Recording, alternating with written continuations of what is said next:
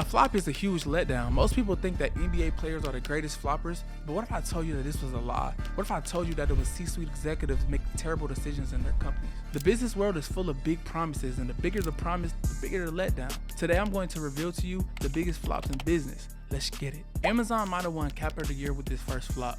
Do you remember when Amazon announced their Just Walk Out technology? This was supposed to allow people to walk in the store, grab whatever they want, without having to scan anything. Their artificial intelligence would identify who you were, see the items you picked up, charge it to your account, and you could just walk out the store. This new technology would have revolutionized the grocery store experience, making it way more efficient. This shit sounded too good to be true because it was. Amazon announced they scrapped the project. Reports came out that the AI system they claimed to have had was actually just 1,000 people in India watching what you buy. You can't make this shit up. The next flop on this list has to be the king of flops, Yahoo as a whole.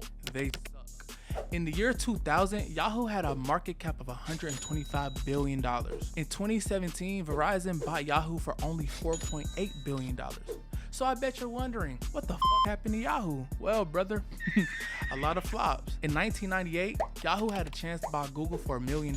Yahoo dismissed this acquisition. Luckily, they also got another opportunity to buy Google in 2002 for $5 billion.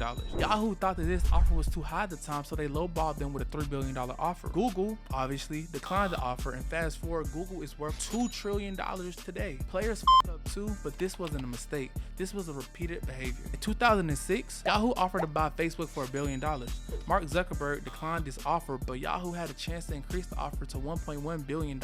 Because later, after Mark Zuckerberg declined the deal, it was whispers in the VC world that if Yahoo increased their offer a little bit, the board of directors might have forced Zuckerberg to sell the company. This is another example of Yahoo fumbling a company that's now worth $1 trillion today. One thing about Yahoo, they will always find a way to disappoint you. In 2008, for some reason, Microsoft saw potential in Yahoo and they wanted to buy the company for $48 billion. Yahoo, obviously being the well-run company they are, rejected the offer because they felt like they were worth way more. That only makes the $4.8 billion sale 8 years later even more funny. To cement the status of the greatest flopper of all time, Yahoo had one final trick up their sleeve. In 2013, Yahoo had an opportunity to acquire Netflix for $4 billion. But Yahoo, being Yahoo, decided to buy Tumblr for $1.1 billion instead. To make matters worse, 3 years after the acquisition, they reported the evaluation of Tumblr was only $230 million. Meanwhile, Netflix is currently worth $282 billion. This failure of a company needs to be studied at every business school around the world to show you how not to run a company. This next flop is the only company in history to fumble a Beyonce shout out. The legendary Red Lobster is a classic, but even their cheddar biscuits couldn't save them from bankruptcy. Red Lobster had to file bankruptcy after they lost $11 million from the all-you-can-eat shrimp. This flop fucked up the streets. I can't even lie. The real ones know if Red Lobster had only started a GoFundMe campaign to save the cheddar biscuits, America would have came together to unite for the first time since World War II to help Red Lobster stay in business. But y'all fumbled this one.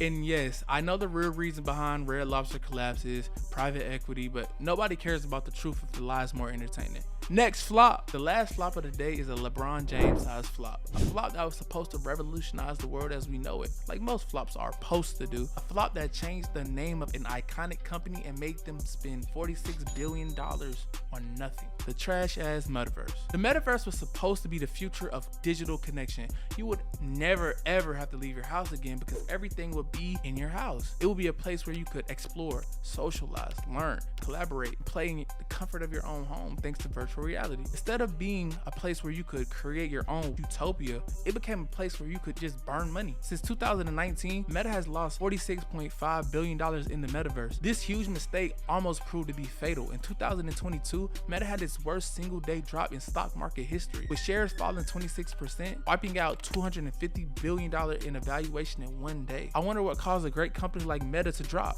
Well, the damn metaverse. The commitment to spend billions of dollars in an imaginary world that nobody wanted, neglecting the parts of the business that was actually driving value and not driving revenue, were the leading causes of Meta's fall from grace. Luckily, Mark Zuckerberg, unlike Yahoo, the king of flops, realized the mistakes that they were making and shifted their business strategy. I'm glad they did because that VR shit wasn't working.